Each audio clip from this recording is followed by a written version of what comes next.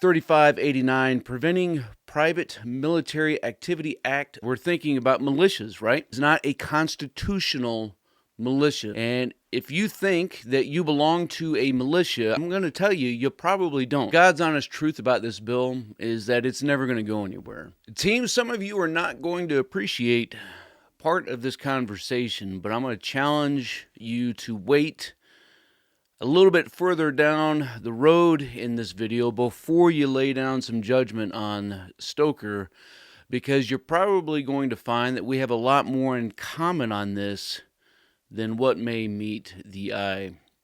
It has been discussed on a lot of different channels, and if you weren't aware, we're going to look at it now. This is a Senate bill, 3589, Preventing Private Military Activity Act of 2024. Throw some screenshots and put a link down in the description if you want to go read this thing for yourself. There's a lot in here that is doesn't really matter, but let's get to the point that does. So this is a bill to amend Title 18 United States Code to prohibit unauthorized private military activity and other purposes. So private military activity, we're thinking about militias, right? And if you think that you belong to a militia, I'm going to tell you, you probably don't. So we're going to get back to this bill. So what is a militia? So if we go back in the course of history, and the reason I'm going to tell you that you don't belong to you may belong to a militia, but it is not a constitutional militia, right? It is not a constitutional militia. Big difference, big distinction. If you want to be a part of a constitutional militia, then there are two organizations that you need to consider joining. One would be the National Guard, and the other would be a state militia, right? It's governed by the governor. Those are really the only two actual constitutional militias. And you look at the law of who controls the militia, you're going to see that it is the government, not private citizens creating private organizations and clubs, if you will, gangs, whatever.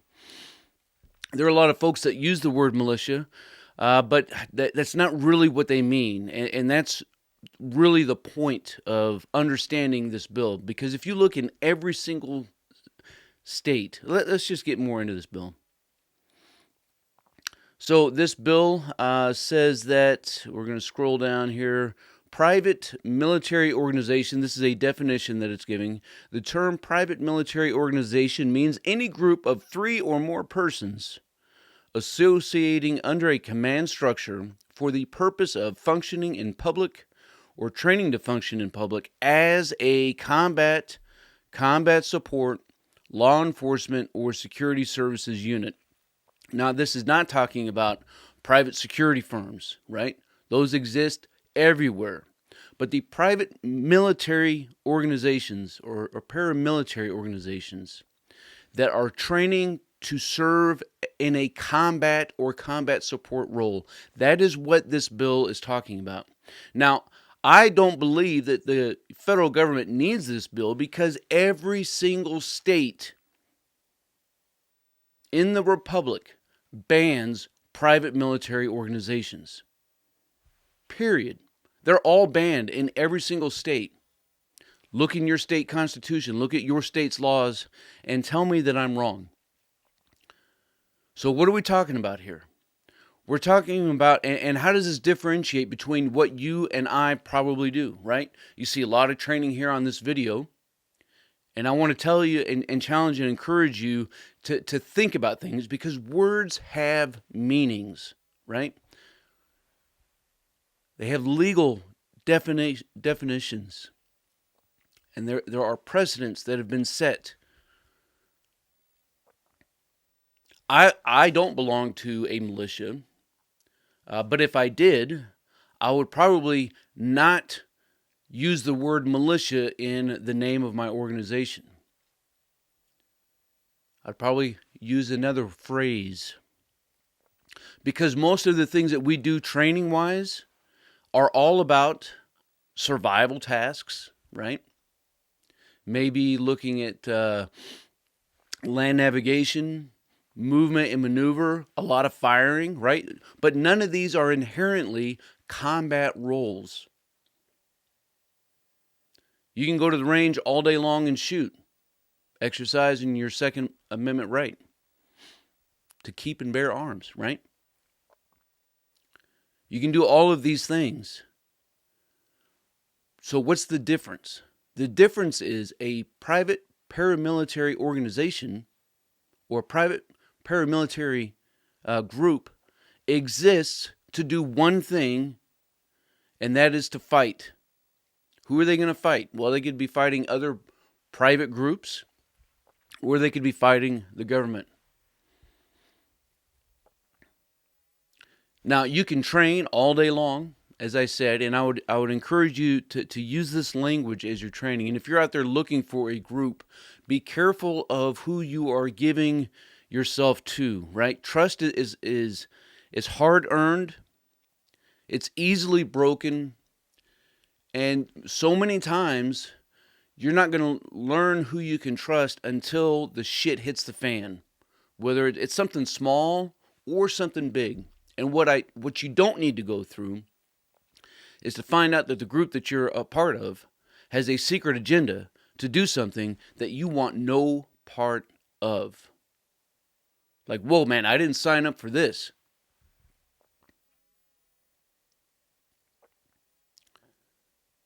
So get out there and train.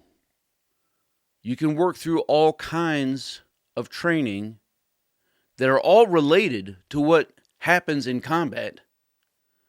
But if your role, if your specified purpose is combat, then you're probably doing things outside the scope of the law, if that makes sense. Now, there are other tons of groups that are out there that exist that may even use the word militia in their group name. And odds are that they're not acting as a classically defined militia. Just a group of dudes who want to come together, talk stories, do some training together, go do some shoots, maybe even fire and maneuver, right?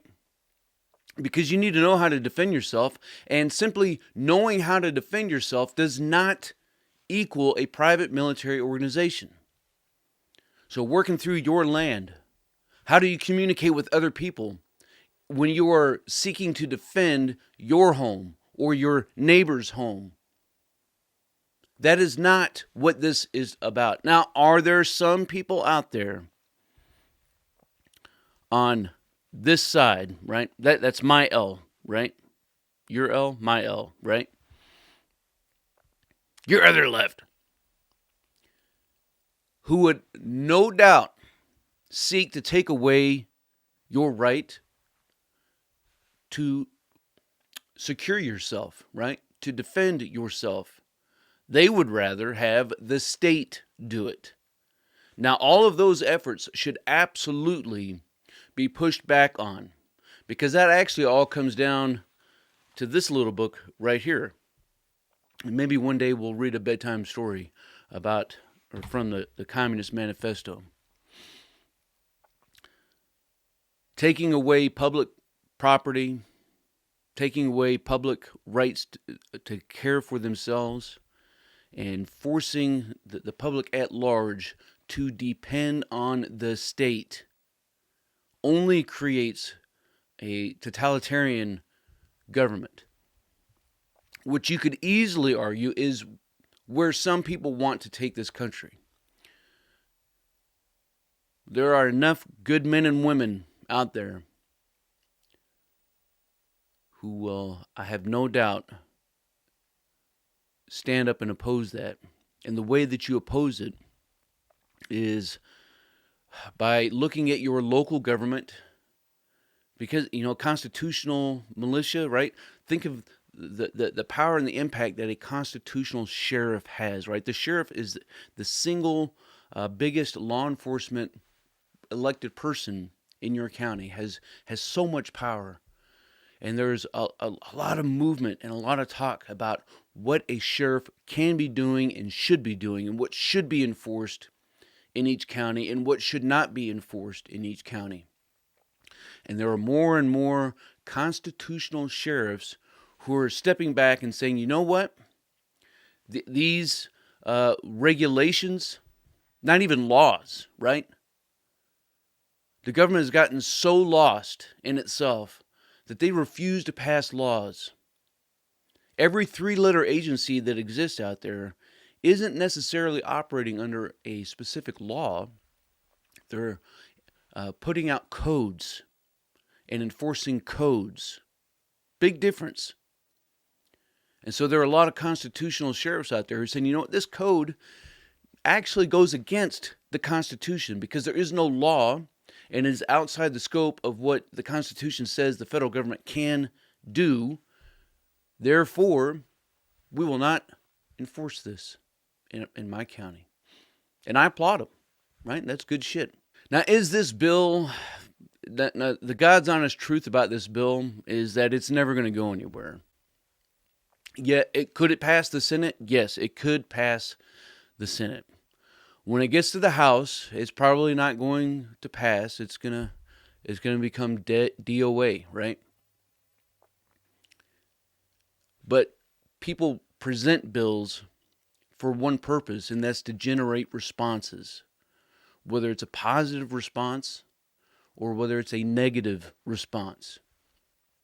And if you let things like this control your mindset, if you become so agitated about these things, if you let them lose your own identity and your purpose, you're going to allow them to win.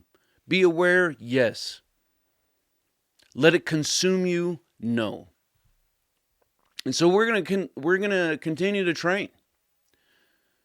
We're gonna head off into these hills, and we're gonna shoot. We're going to move, and we're going to communicate, all with the express purpose of mastering our craft, our field craft, and developing our tactical virtue. Big difference. Team, I'm looking forward to hearing your thoughts and your comments down below. Until then, you stay out there, you keep grinding, and you stay stoked.